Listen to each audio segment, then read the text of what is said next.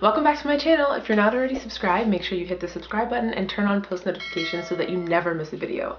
Today I will be continuing part 2 of my climbing the corporate ladder story, so make sure you stick around and watch to the very end. All right, let's get started. I moved to California and now at this point I'm working for Amgen, which I also finessed the salary negotiation. I went about 30,000 higher than what I was making at Pfizer so that they would end up paying me that same amount at Amgen or more. So I ended up getting paid 25,000 more than what I was making at Pfizer. So moving on, when I was working at Amgen, I really hated how far the commute was. So I, again, while I was working at Amgen, looking for my next move out, which brought me to a different smaller pharmaceutical company.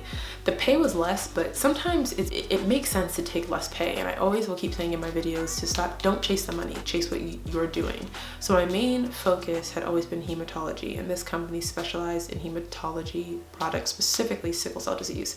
And I had spent 3 years in school researching sickle cell, so I thought it would be really great for me to experience small pharma in hematology. So I quit that job at Amgen. The recruiter who put me in that position was very pissed off because he ended up not making his commission off of me or whatever, I don't know. So I ended up working in that small company, stayed there for 1.5 years. While I was getting my master's, all of this was happening, and I think 2 weeks before I got my master's, I was insinuating to my employer about, you know, moving on or moving up, and no one really caught on, so I just accepted the other position, quit, 2 weeks, boom. I think the biggest advice that I could give is always plan the next step ahead as much as you can and think about where you see yourself. Your goals and your visions for your career will always change. It's not always going to be the same. You know, I thought I was going to be a pediatrician by now, and I'm definitely not. I never realized that I liked hematology until I, you know, started to explore it a little more. Never realized I liked public health until I started to explore it a little more. Didn't realize how much mental health, the topic, was important to me until certain things happened in my life.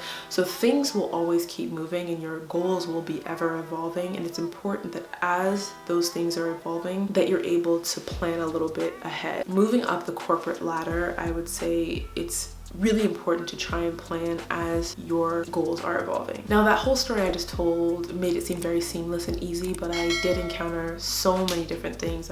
As you can see on my channel, I've talked about the racism that I've encountered, the ageism that I've encountered, the sexism that I've encountered. There have been many instances where I've been belittled for simply being a Black woman. There are other times where people don't listen to anything I'm saying because I'm a woman. Also, I would feel like there's also been some classism thing that I've experienced as well, because it wasn't until I got my master's in public health that people actually started listening to me and taking my word as face value and implementing my ideas and paying attention to the work that I'm doing. And I think you have all these things against you. Sometimes it feels like a constant fight to climb this corporate ladder, but I think what's important is, like I said, keep planning as your goals are ever evolving, because they will change as things happen to you, as you experience life. When it comes to ageism, classism, racism, sexism, genderism, all these different isms that we experience in our society, you just have to honestly fight through it and keep pushing past those barriers and proving people wrong. I had to prove so many people wrong when it came to them thinking, I don't know what I'm doing because I'm young. Deliver, show them in your work. And another important goal,